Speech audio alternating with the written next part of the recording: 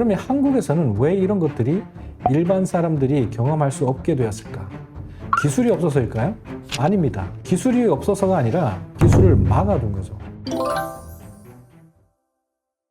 안녕하세요, 복리부자입니다. 오늘의 주제는 테슬라입니다. 며칠 전에 테슬라가 테슬라 본사와 기가팩토리가 위치한 미국 텍사스주 오스틴에서 모델 Y를 가지고 로보택시 서비스를 시작했습니다. 이미 상용화되고 시판되고 있는 일반 차량인 거죠. 물론 차량에는 이제 운전자가 없는데 대신에 조수석에는 세이프티 모니터라는 안전요원이 같이 동승을 했고 운전은 직접 개입하지 않고 혹시나 모를 사고를 대비해서 동승하는 식으로 테스트가 진행됐습니다. 이런 소식을 듣다 보니까 저는 이 완전 자율주행차를 한 번쯤 타보고 싶다는 생각이 들었어요. 물론 저도 테슬라 타고 있지만 국내법에 국한된 자율주행을 경험하고 있기 때문에 완전 자율주행차를 한 번쯤 타보고 싶었어요. 여러분들 중에도 아마 완전 자율주행차를 한 번쯤 경험해보고 싶은 분이 계실 거예요. 그런데 한국에서는 자율주행 로보택시를 타볼 수 있는 방법이 거의 없습니다. 미국이나 중국은 도심에서 완전 자율주행 택시가 돌아다니고 일반 사람들이 경험을 할 수 있게 되어 있는데 한국은 이게 왜 안 될까요? 사실상 자율주행이 상용화되기 위해서는 사회적 합의라는 게 필요합니다. 반드시 필요합니다. 그러기 위해서는 많은 사람들이 이것을 경험하고 안전하다, 사용해도 되겠구나 하는 사회적 합의라는 게 반드시 따라와야 되는 거죠. 비행기를 예를 들어 보자면 비행기를 탔을 때 비행기가 혹시나 추락사고로 내가 죽으면 어떡하지라는 불안 요소가 있을 수 있습니다. 그러다 보면 이제 비행기를 타기가 겁나고 두렵고 그런 사람들이 이제 비행기를 꺼려하게 되는 거죠. 그런데 대다수의 사람들이 이용하는 현 시대에는 그런 불안감을 가지신 분은 거의 없습니다. 일부 사람을 제외하고 말이죠.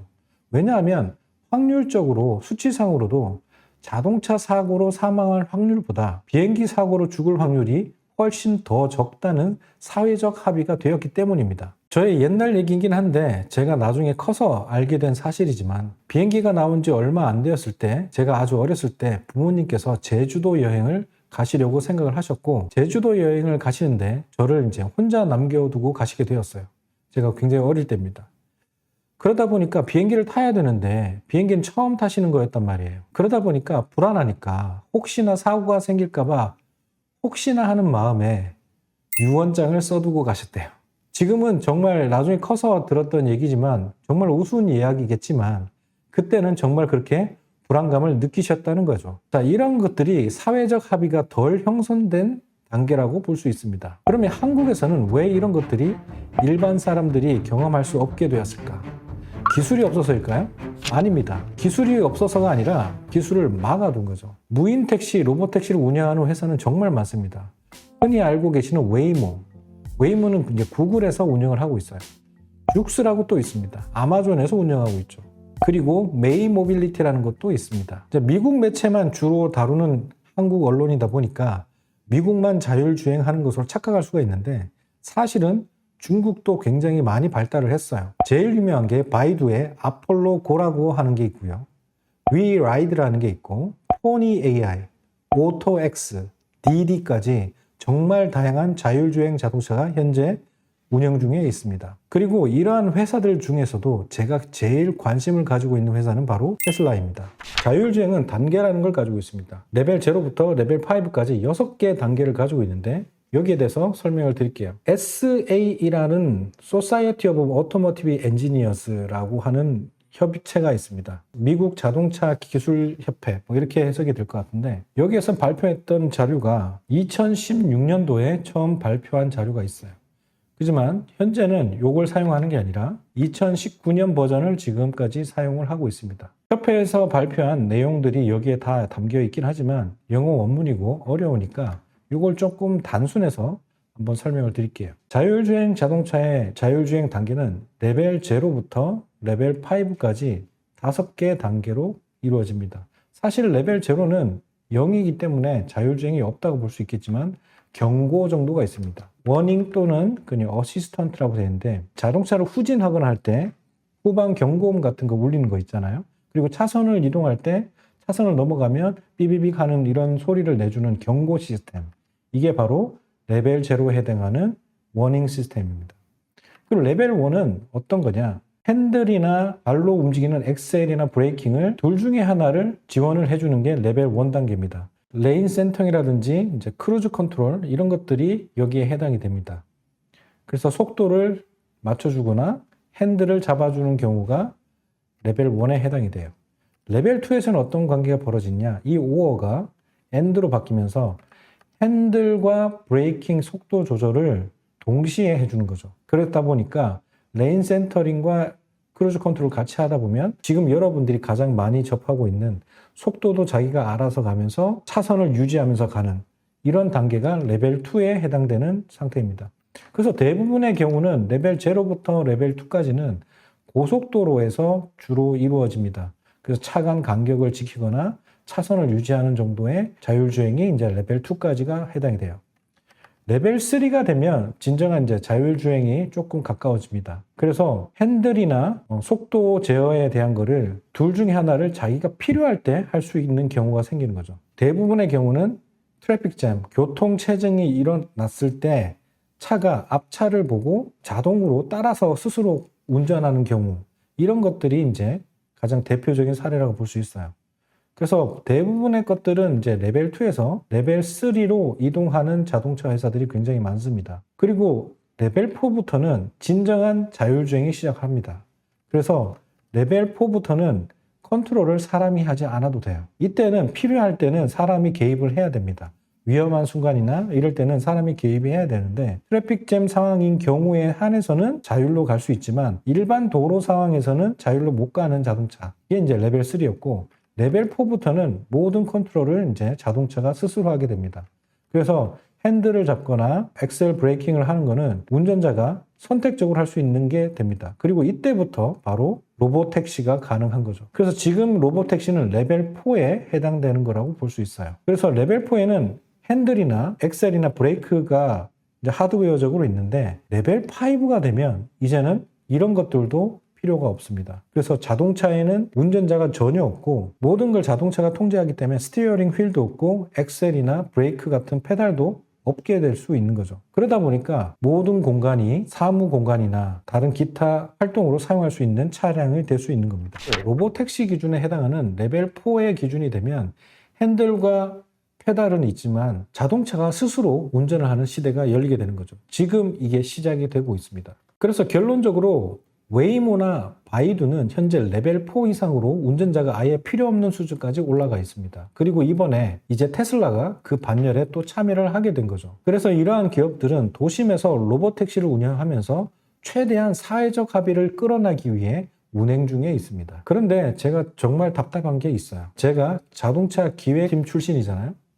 제가 기업을 다니면서 이 자율주행에 대한 기획서도 정말 많이 썼습니다. 그런 것들을 하다 보니까 이제는 회사에 있으면 안 되겠구나 하는 그런 생각을 좀 가지게 됐기도 했죠. 왜냐하면 미래가 보이니까요. 이제 그때 회사에서 기획을 하면서 정말 답답했던 부분을 조금 오늘 토로하고자 합니다. 그 중에 하나가 HD맵이라는 거예요. HD맵. 이 HD맵은 고밀도 정밀맵이라는 건데 이게 오차 범위가 10cm 이하입니다. 그래서 자율주행 하다 보면 이 10cm 간격을 다 컨트롤할 수 있는 맵을 이용하다 보면 그 차선을 바탕으로 차가 잘 갈 수 있다. 그런 작전인 건데 뭔가 꼭 대단하고 꼭 해야 될 것 같은 느낌이 들죠. 그러면서 CITS라는 뭐 어려운 이야기도 막 꺼냅니다. 근데 이 CITS가 또 뭐냐? Cooperative Intelligent Transport System이라는 거 하는 건데 지능형 교통 시스템을 의미합니다. 차량과 차량, 그리고 차량과 인프라 간에 서로 통신을 통해서 실시간 교통 정보를 받고 위험상을 서로 공유해가지고 미리 예측해서 안전을 보호할 수 있는 그런 교통 환경을 만들겠다는 게 CITS의 골자입니다. 근데 이것도 사실 까보고 보면 사실은 IoT에 해당이 되는 거죠. 인터넷 오브 띵스라는 이 사물 인터넷의 확장 버전인 것 뿐입니다. 지금 여러분들이 이제 말로 뭘 켜줘라고 해도 집에 있는 보일러가 켜지고 에어컨이 켜지고 조명이 꺼지고 이런 것들이 지금 가능한 건데 이게 바로 사물 인터넷 IoT의 일부분입니다. 그래서 인터넷이 연결된 전자기기들이 센서, 소프트웨어 뭐가 됐든지 간에 어떤 사물이 인터넷에 연결이 돼서 서로 통신을 하는 그런 기술인 거죠. 그래서 여러분들이 많이 볼 수 있는 스마트 홈, 그 다음에 스마트 팩토리 센서, 그리고 자율주행, 그 다음 웨어러블 헬스케어 뭐 이런 것들이 전부 다 IoT에 해당이 됩니다. 그런데 이런 것들도 자동차 교통 안전에 적용하겠다. 이제 그게 이제 CITS라는 어려운 용어인데 사실 이것도 Vehicle to Everything, V2X의 일환인 거죠. 그래서 이 사물 인터넷이 차량과 인터넷으로 연결되면서 교통 신호라든지 이런 것들이 연결되고 차량이 안전하게 운행될 수 있도록 하겠다는 거죠. 그 중에서 가장 궁극적으로 이제 연결할 게 바로 휴대폰입니다. 스마트폰. 스마트폰과 연결하면 스마트폰도 GPS를 가지고 있고 차도 GPS를 가지고 있기 때문에 서로 쌍방 간에 이제 벡터적인 정보를 받게 되면 사람이 보이지 않더라도 차량이 사람을 미리 인지하는 그런 능력도 갖추게 되어서 더 안전할 수 있다는 겁니다.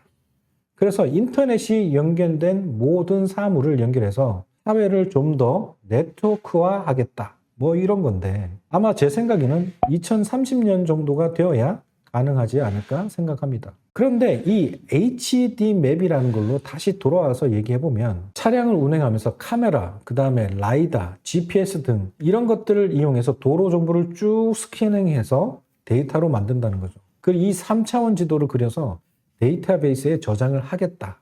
이게 이제 HD 맵이라는 건데 접근법은 좋습니다. 이 중에서 레이더와 라이다의 차이를 또 말씀드리려면 레이더는 이제 라디오 디텍션이라고 그래가지고 우리가 흔히 얘기하는 전술에서 쓰는 전파를 발사한 다음에 전파가 튕겨져 나오는 속도를 보고 거리와 속도를 측정하겠다. 이게 이제 레이더인 거고 라이더는 빛을 이용합니다. 전파가 아니라 빛을 이용하다 보니까 훨씬 더 빠르고 더 정밀도가 높은 거죠. 그래서 레이저 빛을 이용해서 거리를 측정하는 3차원 기법인 건데 레이저의 파장이 짧기 때문에 더 높은 해상도를 얻을 수가 있다. 이렇게 얘기를 하죠. 반면에 데이터 양이 어마어마하게 늘어납니다. 그런데 제가 회사에 있을 때, 기업에 있을 때 HD맵을 사용하겠다고 하더라고요. 왜 HD맵을 사용하려는 건지 저는 의문이 막 드는 겁니다. 속이 정말 답답했어요. 내비게이션 지도가 없으면 운행이 안 되는 구조인 거잖아요. HD맵 위에서 자율주행을 해야 되니까 말이에요. 이건 말이 안 되는 거죠. 우리가 예전을 생각해 봅시다. 내비게이션 업데이트가 무선으로 안 되던 시절이 있었죠. 그때는 SD카드를 뽑아가지고 컴퓨터에서 다운을 받아가지고 업데이트를 하고 그랬잖아요. 지금은 이제 OTA라는 무선 업데이트 방식을 통해서 사용하기 때문에 되게 편리하게 쓰고 있지만 결국에는 이게 실시간으로 업데이트가 되어야 된다는 의미인 거죠. 실시간 데이터를 3D 맵으로 저장하는 게 가능할까? 그리고 그 너무 많은 변수로 인해서 실시간 업데이트가 안 되는 것은 매우 위험한 상황을 초래합니다. 짜여진 각본이 HD맵 위주로 자율주행을 해야 되는데 맵이 안 맞는 경우가 발생되면 매우 위험해집니다. 예를 들어서 밤새 내린 비에 토사가 무너진 도로에 공사 현황을 HD맵이 알아야 되는 거예요. 그런데 이게 가능하냔 말이죠. 싱크홀이 생겼는데 HD맵이 알아야 돼요. 이렇게 실시간으로 판단하는 것이 필수인데 이게 불가능하다는 얘기죠. 물론 이거를 ADAS 다른 기능들과 접합을 해서 보완할 수는 있겠지만 HD맵이 자체가 저는 필요 없다고 생각했습니다. 그런데 대부분의 임원들은 HD맵을 반드시 써야 된다고 주장을 하더라고요. 정말 답답했어요. 그들은 컴퓨터 게임 같은 세상을 내가 만들어 놓고 그 공간 속에서 사람들이 움직이길 꿈꾸겠죠. 하지만 너무 많은 변수들로 인해 데이터의 처리가 불가하다는 것이 제 생각입니다. 그리고 그 변수가 만약에 현실에서 발생을 했을 때는 굉장히 위험한 공황 상황이 벌어질 수도 있습니다. 그래서 제 생각에는 HD맵은 솔직히 4대강 사업처럼 강에 있는 모래를 퍼다가 나르는 의미 없는 프로젝트라고 생각을 했죠. 현실의 세상을 게임 속의 지도로 보지 말아야 된다. 이런 얘기를 좀 해주고 싶었어요. 실제 주행은 사람의 눈으로 하고 있고 사람의 눈으로 할 수 있는 것을 카메라로 구현하면 되는 것이기 때문에 그렇게 되면 새로운 변수가 생기더라도 보이는 것을 바로 처리해서 대응하는 게 중요한 건데 새로운 기술만 쓰려 했던 그런 사람들 때문에 정말 많이 좀 답답했습니다. 테슬라로 다시 넘어오겠습니다. 기존의 로보택시는 약 1억 3천에서 3억 정도 하는 정말 비싼 차를 만들어서 자율주행을 했어요. 말도 안 되는 필요 없는 테크 자랑으로 덕지덕지 붙인 거죠. 웨이모 차량들을 보면 차량 지붕이나 헤드라이트 부분에 보면 정말 많은 센서들이 덕지덕지 붙어 있습니다. 예쁘지가 않아요. 차량으로 보이지 않습니다. 하지만 테슬라는 그들이 사용하는 라이다, 레이더, HD맵 이런 것 다 쓰지 않습니다. 오직 카메라로만 사람이 인식하듯이 인식을 하고 중앙 처리 장치에서 처리를 한 다음에 운행을 할 수 있는 거죠. 정말 놀라운 역사적인 순간이라고 할 수 있죠. 정말 제가 기다리던 순간인 거예요. 그리고 테슬라는 1년에 200만 대의 테슬라 차량을 판매하고 있습니다. 이 의미는 웨이모처럼 한 대에 수억 원을 들여서 소량의 자율주행 차량을 만드는 게 아니라 이미 우리가 타고 있는 테슬라 차량을 그 연간 200만 대가 변경될 수 있다는 것을 말합니다. 순식간에 로보택시가 상용화될 수도 있다는 그런 파워를 잠재적으로 가지고 있다는 거죠. 저는 너무 기다리던 순간이라서 저는 굉장히 개인적으로 반가웠습니다. 그리고 한국에서 로보택시를 경험할 수 없는 이유 중에 하나는 대기업과 정치권의 결탁입니다. 물론 제 개인적인 견해이긴 하지만 예를 들자면 뭐 이런 거죠.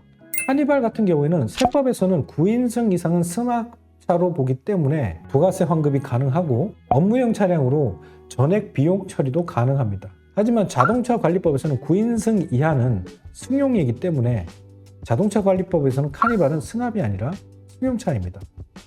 그래서 세법상은 승합차 혜택을 받으면서 법망을 피해서 승용차처럼 개인적인 사용을 한다는 거죠. 이런 규정이 맞는 차량이 잘 없어요. 그러다 보니까 카니발이 미친 듯이 팔리는 거죠. 그리고 자율주행을 하려고 하면 되게 배척을 많이 당합니다. 현대기아가 아니면 자율주행에 참여하기도 힘들어요. 물론 제가 이 업계를 떠난 지 몇 년이 지났기 때문에 지금 상황은 많이 개선되어 있을지도 모르겠으나 그때는 그랬습니다. HD맵으로 사용되는 이 지도맵은 한국은 종단 국가이고 휴전 국가이기 때문에 전쟁 중인 국가이기 때문에 국가 기밀이라고 승인을 안 해줍니다. 그래서 외국 기업은 사용을 못하게 만드는 거죠. 구글맵이 우리나라에 들어오는 것도 그 서버를 한국에 두어야 된다, 이런 규정들이 있습니다. 그래서 SK, T맵 같은 것들이 굉장히 보호를 받고 있는 상황인 거죠. 그리고 V2X라는 것도 아까 말씀드렸는데 그 기준을 국제 기준하고 다른 방식을 채택해서 글로벌 차량들과의 호환성이 문제가 있기 때문에 외국 기업들이 들어오기가 또 어렵습니다. 그 다음에 차량 OTA를 적용하려고 하면 사전 인증을 해야 되는 또 까다로운 절차를 또 만들었어요.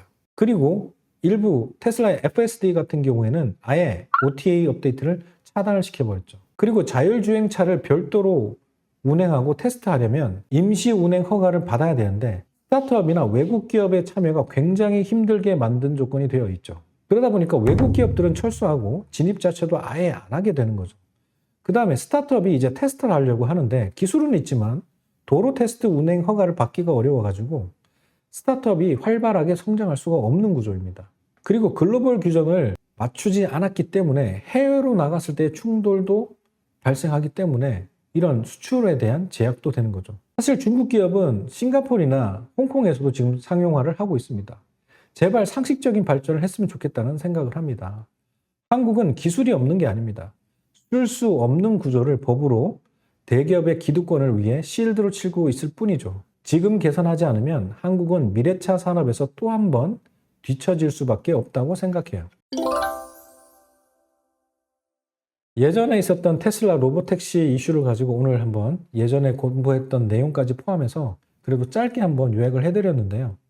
뭐든지 간에 좀 상식적인 발전을 가져갈 수 있었으면 좋겠다, 이런 생각을 좀 가집니다. 그리고 기술의 발전이든 사회적 합의든 이 인류가 성장하고 발전하는 데는 걸림돌이 되는 역방향으로 가서는 안 된다고 생각해요. 그래서 대한민국이 좀 더 발전을 하려면 이런 법제와 대기업의 횡포, 이런 것들은 조금은 자제해야 될 시기가 아닌가 생각합니다. 다가오는 미래에서 가장 중요한 것들 중에 하나가 바로 AI 그리고 자율주행입니다. 자율주행이 상용화가 되면 어떤 미래가 펼쳐질까요? 여러분들이 생각했던 정말 빨리 가는 자동차는 이젠 더 이상 필요하지 않게 될 수도 있습니다. 자율주행 자동차가 생기면 여러분들이 차를 이용할 때 차 안에서 침대를 가져올 수도 있고, 그러면 자는 동안에 이동을 하는 교통수단이 될 수도 있고, 내가 운동을 하고 싶으면 운동하는 피트니스 장비를 가진 자동차가 올 수도 있어요. 그리고 내가 영화를 보고 싶다 그러면 오디오나 스크린이 정말 잘 구성된 그런 차량이 올 수도 있죠. 그러면 가는 동안에 정말 영화를 몰입해서 보면서 갈 수 있게 되는 거죠. 일을 하면서 가고 싶으면 화상회의를 하면서 이동하는 차량이 올 수도 있어요. 이러다 보니까 내가 그 차 안에서 운전만 하는 게 아니라 다른 일을 할 수 있다 보니까 이제 자동차는 더 이상 빠를 필요가 없어질 겁니다. 왜냐하면 이동하면서 내가 뭔가를 할 수 있기 때문이죠. 운전을 했기 때문에 못했던 것을 다른 걸로 대체할 수 있다는 얘기입니다. 오히려 너무 빨리 가버리면 짜증이 날 수도 있습니다. 내가 해야 될 것들이 있었는데 그것을 못하고 이미 도착해버리면 오히려 안 좋은 경우가 되어버리는 거죠. 그래서 앞으로의 자동차는 패러다임이 완전히 바뀔 거예요. 그리고 그 안에서의 생활권도 달라질 겁니다. 이렇게 빨리빨리 변해가는 세상 속에서 좀 더 대한민국이 현명한 판단을 하고 현명한 정책을 했으면 좋겠다는 생각을 가지면서 오늘 영상을 마치도록 하겠습니다. 여러분들도 다가오는 미래에 대한 생각을 하면서 현실에만 너무 안주하지 마시고 앞으로의 방향이나 미래에 대한 생각도 조금 하시면서 하루를 보내시면 좋을 것 같아요. 오늘 영상이 도움이 되셨다면 구독, 좋아요, 알림 설정 부탁드리겠습니다. 항상 건강하시고 행복하세요. 감사합니다.